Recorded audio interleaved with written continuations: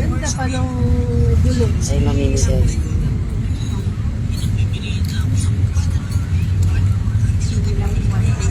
Ay, di gamit. Doon sa memorial. Aba. Ay, malayo yung parking. Ay, natatakot. Ay, madaling araw uuwi. Narsal. Sa memorial. Init lang pa na. Ay, yung parking ay malayo. Ay, napapan na.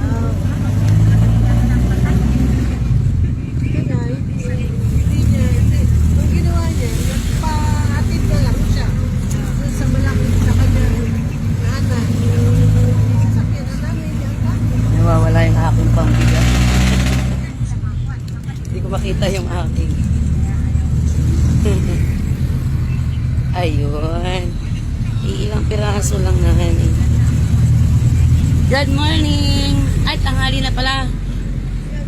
I-istorbohin ko po kayo ha. Meron pa akong ipapamigay mamaya. Yeah, may ipapamigay po akong basahin. Wala pong bayad. Pasensya po ha. Wala akong sobre. Hindi po ako nahingi ng pera. Mahalaga lang po na magbahagi ako ng mabuting balita. Huwag po kayo matakot sa akin.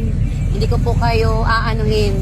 So, salamat po sa Panginoon. Sabi po kasi na salita ng Diyos, napapanahon o hindi napapanahon, basta may mga tao, magbahagi po ng mabuting balita.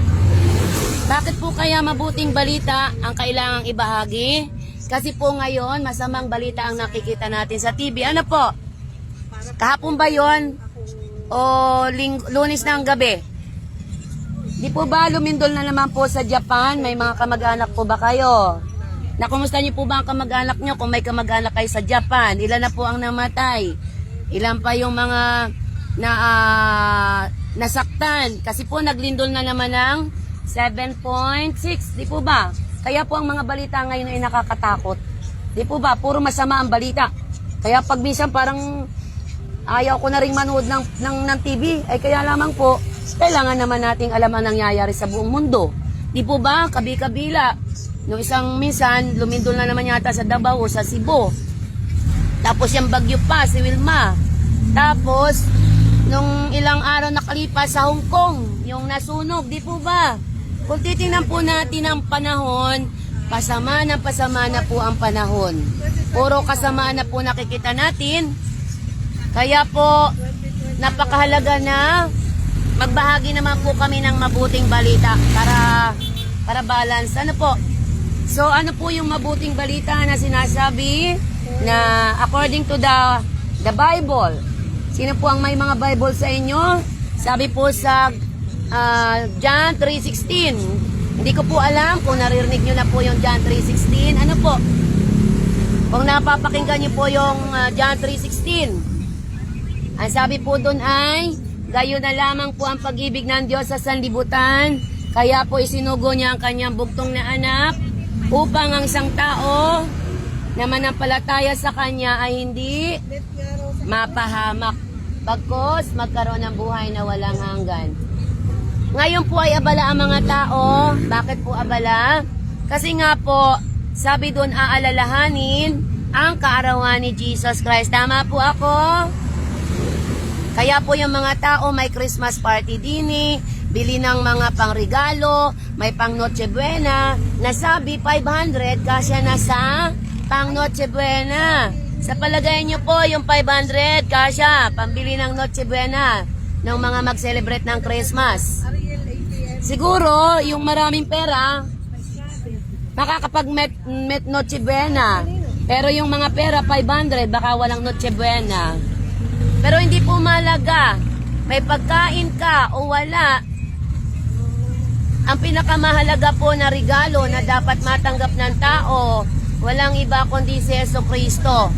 Si Jesucristo po kasi yung regalo. At kapag ang regalo na to ay natanggap natin, naniwala ikaw ako, makakasumpong ka naman ng regalo na buhay na walang hanggan. Kaya po kami po'y nagbabahagi sa jeep.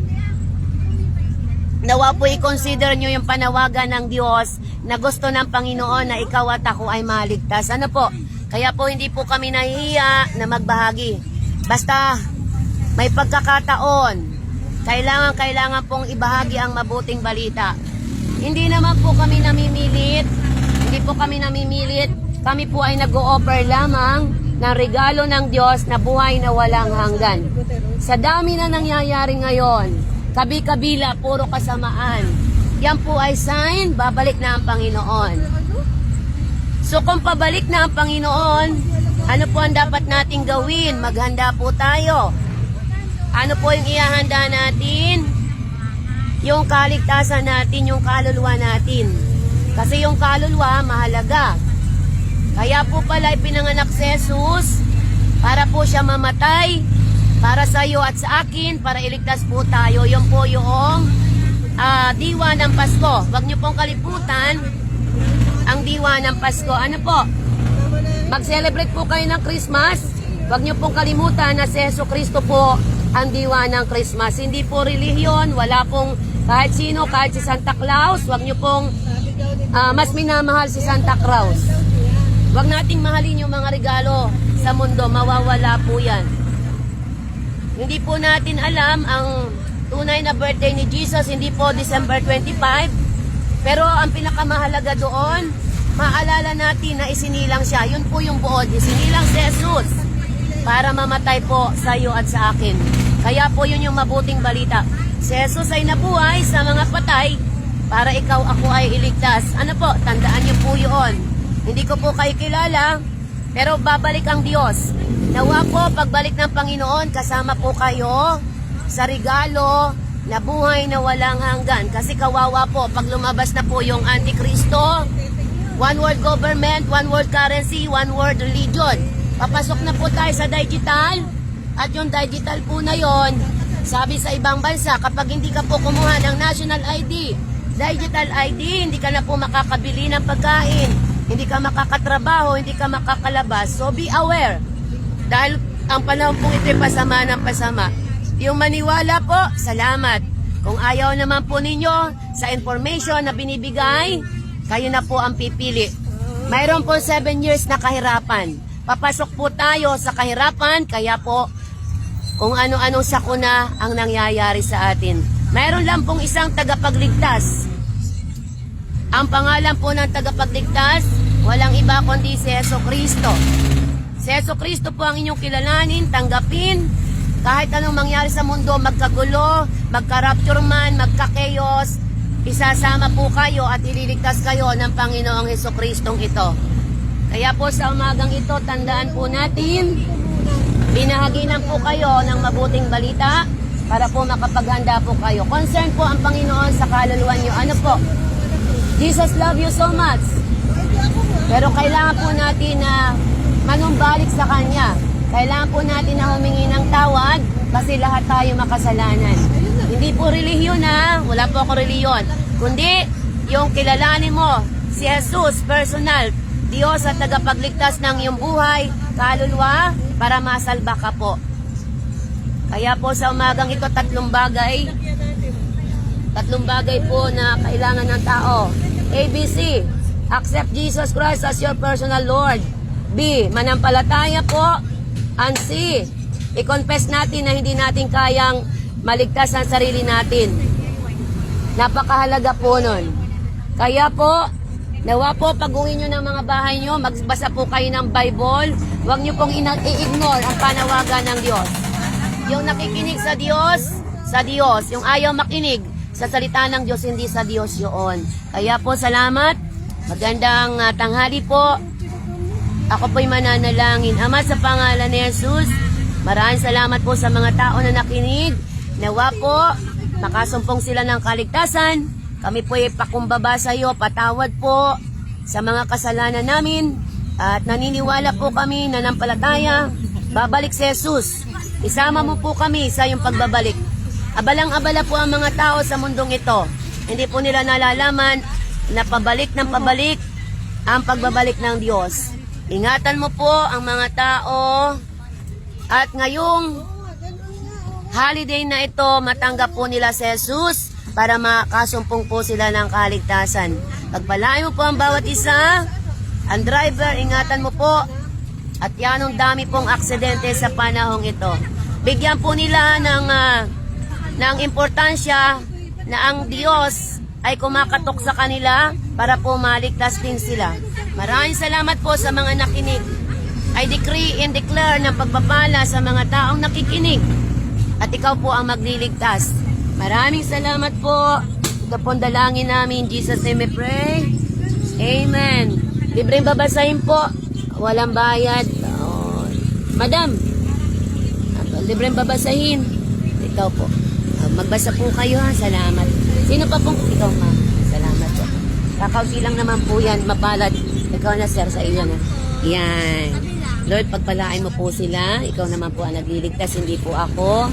Salamat at tinanggap po nila yung babasahin. Ikaw po ang tinatanggap nila. Pagpalain mo po sila. Tagalog naman po yun. Thank you, Father. We speak blessing sa mga nakinig ng iyong salita. Pagpalain mo po sila. Jesus name we pray. Amen. Salamat po sa pakikinig. Tandaan niyo po ha. Sabi po kasi doon next year, magtatagutom. Magtatagutom po, yun po yung hula. Ang dami pong humuhula sa Pilipinas, tagutom. Kaya po mag-impok po kayo ng mga pwedeng makakain. Tsaka po kung may bukid po kayo, magtanim po kayo sa bukid. Kasi po magtataghirap. Gawa po ng nangyayari sa mundo. Mabuti na po yung naghahanda para pag dumating yung tagutom, kayo po ay iingatan ng Diyos. Maraming salamat po. Salamat po sa buhay nyo. Amen. Ayan.